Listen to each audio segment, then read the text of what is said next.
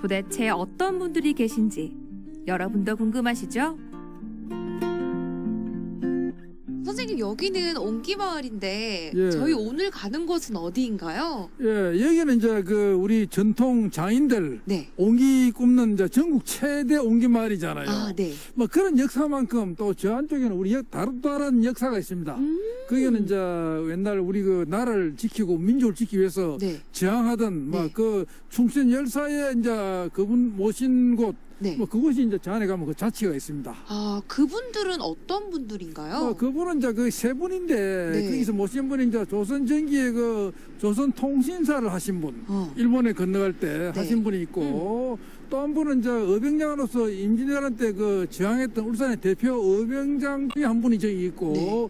그리고 1919년 3.1운동 때 그 남창 그걸 주도한 분이 또 저쪽에 이제 모셔져 있습니다. 네. 그래서 한번 그곳을 한번 가봤으면 합니다. 아, 한번 그쪽으로 가볼까요, 예, 선생님? 예, 한번 가봅시다. 조선통신사, 임진왜란 의병장, 남창 3.1 만세운동 주도자. 다들 일본과 관련된 분들임을 알 수 있는데요. 조선통신사 이종실의 무덤이 고산리에 있다는 사실, 오늘 알았습니다.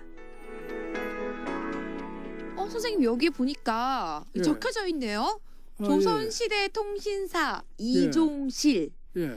조선 초기 대일 예. 외교관이었던 이종실 공의 혼백이 이곳 울주군 온양읍 고산리 유택에 잠들어 있다. 이렇게 예. 적혀져 있네요, 선생님. 예, 맞습니다. 예. 어, 그 이분이 그 통신사로서 이제 조선 전기에 네. 그러니까 이제 그 바다를 건너가다가 네. 대마도 근처에서 이래 물에 빠져가지고 배가 파손 데가 숨졌습니다. 아. 그래서 혼백을 모셨다고 됐잖아요. 혼백. 네. 유태 그 혼백이 남들이 때문에 그 말입니다. 그러니까 시신을 못 건졌지요.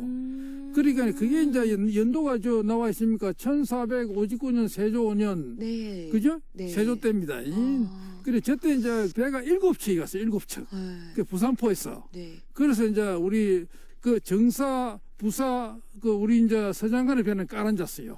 배가 그 이제 배가 파손된 거지. 아니, 근데 10월이면 바람도 좀 네. 세지기 시작하는데 네.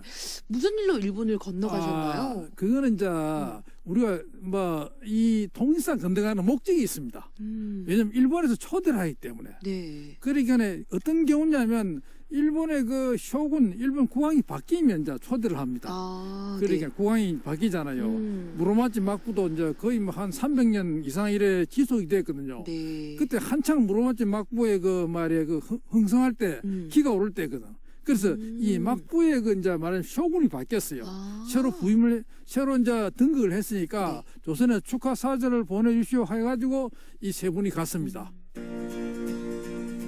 조선 초 왜구의 노략질은 울산 등 바닷가 백성들의 가장 큰 공포였는데요. 일본 막부와의 친선 관계를 유지하는 것, 조선 조정의 가장 중요한 국정 과제였습니다.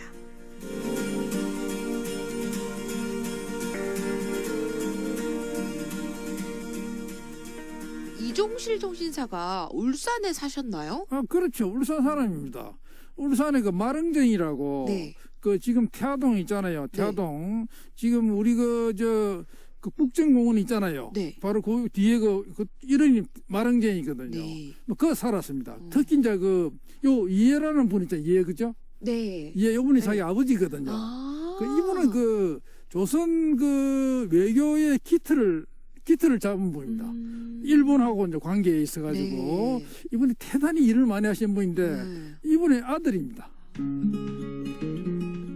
대일통신사 외교의 초석을 다진 이해 선생의 아들. 이종실도 통신사 업무를 수행하다 순국했는데요. 울산에도 외교 명문 집안이 있었단 사실, 정말 자랑스러웠습니다. 와, 서울숲이 참 멋있네요, 선생님. 예, 멋있습니다. 근데 저희 지금 어디 가는 거예요? 그 이종실 통신사의 묘에 가는 길입니다. 바로 저기 있네요, 선생님. 예, 바로 저 비스기 보이는 저기 저 묘입니다. 저 묘가 이종실 통신사의 묘. 선생님 비석에 뭐라고 적혀져 있어요. 예. 뭐 선대 뭐 이렇게 적혀져 있는데 예. 뭐라고 적혀져 있어요, 선생님? 예, 가선대부는 이제 종이품이잖아요. 이품. 가선대부는 이제 우리가 문간이랑 무간이랑 똑같아요. 네. 딱 가선대부고 경상자도 수군 절도사였다는 거예요. 이게 옛날에 이게 계엄포 있었거든요. 네. 그 당시에 그래서 그 근무를 했다는 거예요. 그 자도 수군 절도사 영예 이제 대장으로 근무를 했고 그 수군 사령관을 했다는 게 이제 요 나타난 겁니다. 그리고 좀 비석 내용을 좀 더 보실랍니까? 네, 보면 볼까요? 저 한번 돌아가면 여기부터 시작이 됩니다. 여기부터 네. 시작이 되고 그리고 공의 희는 종실이다. 그 이름은 종실, 성은 이시다. 네. 학성인이다. 학성은 울사입니다. 네. 울산 사람이고 고라는 건 아버지를 말해요. 성고, 네. 고 별세한 아버지의 이름은 예다. 이예 선생의 아들이라는 거죠. 네. 중요한 거는 뭐냐면 네. 요 지석이 나왔다는 거고. 지석이요? 지석, 네. 지석. 네. 이게 이 비석이 제일 중요한 부분입니다. 지석이 뭔가요? 지석이 뭐냐면 응. 무덤 안에 그 돌에다가 새기가 넣는 거. 그게 이제 지석이라 그래요. 네. 그 조선 초기까지 지석을 써넣었어요.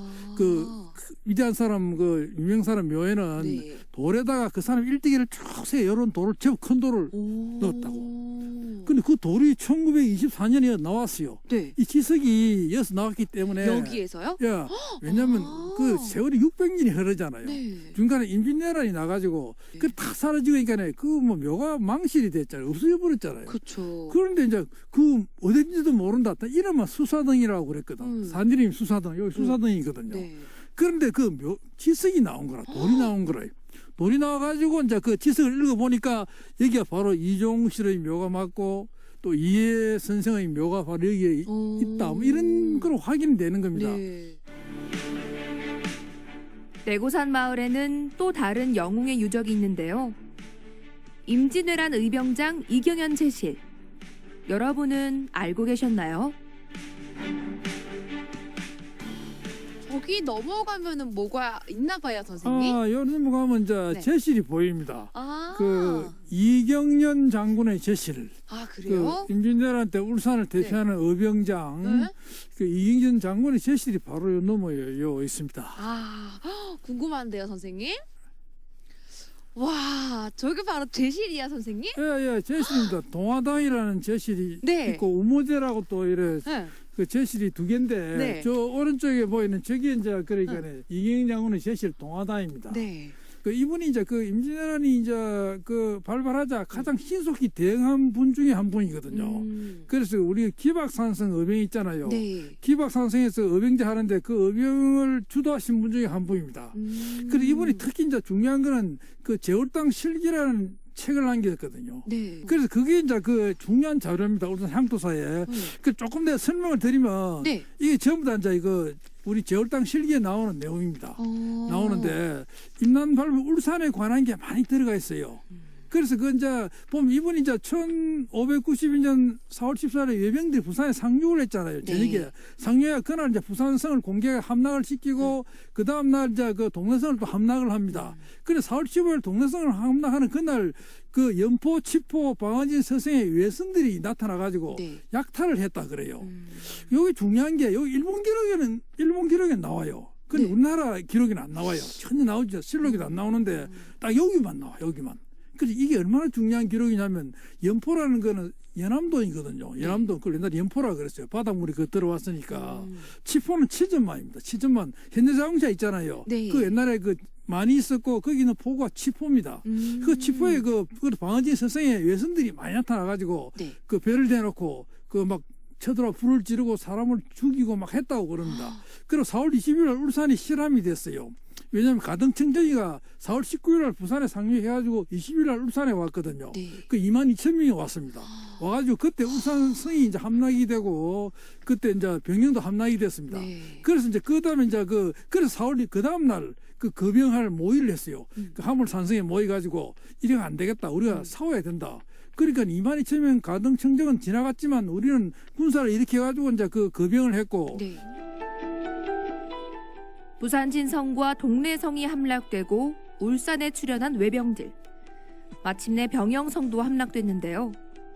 울산 사람 이경현이 기꺼이 의병을 일으켰다는 사실. 두고두고 자랑할 만한 울산의 역사입니다. 그 중요한 건 또 요 기록입니다. 제월당 실기에 보면 이경련 장군이 4월 30일 날 의병장이 이제 영병 병사를 모아가지고 데려와서 적을 쳤다 그랬거든. 이건 아무도 기록이 안 나와요. 네. 일본 기록만 나와요. 정말 중요하네요. 그렇죠. 그리고 그 당시에 그 이경 장군이 자기 순서 한 뭐 수십 명인지 모르지만 가서 나타난 의병들이 일본군을 죽이고 네. 싸웠다는 거예요. 네. 참 중요한 기록입니다. 네. 제월당 실기에 적힌 또 다른 내용. 기박산성 의병들의 활동인데요. 왜군이 점령한 울산 병영성을 관군이 아닌 의병들이 되찾았다는 사실. 여러분도 알고 계시죠? 그럼 이 사당은 그 기박산성 의병장을 모신 사당이네요? 예, 그렇죠. 그때 이제 한 10여 분이 참여를 했잖아요. 네. 그때 그 이분이 제일 중요한 분입니다. 왜 그러냐 이간에 네. 그때 그 의병들이 막 그 자기 부서를 자기 직위를 나눴거든요. 뭐 좌의장, 우의장, 뭐 우익장, 좌익장 이렇게 나눴는데 네. 그 이분은 그때 울량관에서 울량관이 뭐냐면 의병관. 이 불량미를 댔어요. 불량미를 아. 제일 중요하잖아요. 먹어야 그쵸. 싸우잖아요. 네. 이분이 그 당시에 그 굴량미를 어디다 비출해놨냐면 그 절에 이제 그 신흥사도 있었고 자기가 주련 마을이라는 데가 바로 그 이제 원래 고향 그 태어난 마을이 바로 바로 기박산성 그 바로 위쪽이거든요. 네. 바닷가 쪽에. 그래서 자기가 이 불량미를 직접 다 이래 가져와가지고 네. 그 기박산성에 그 재놓고 이 일을 했어요. 그래서 그 국민들이 싸워가지고 의병들이 싸우고 먹고 네. 하고 이분이 담당을 다 했다고. 그래서 이분이 참 대단히 중요한 분입니다.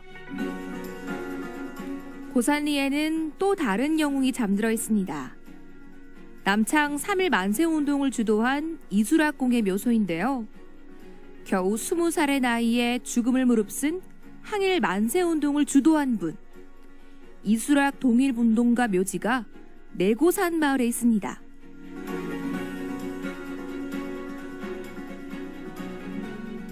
우리 울산에 있어서 고산리는 어떤 의미가 있을까요? 그렇죠. 이게 참 고살리 특히 수사당은 역사의 언덕입니다.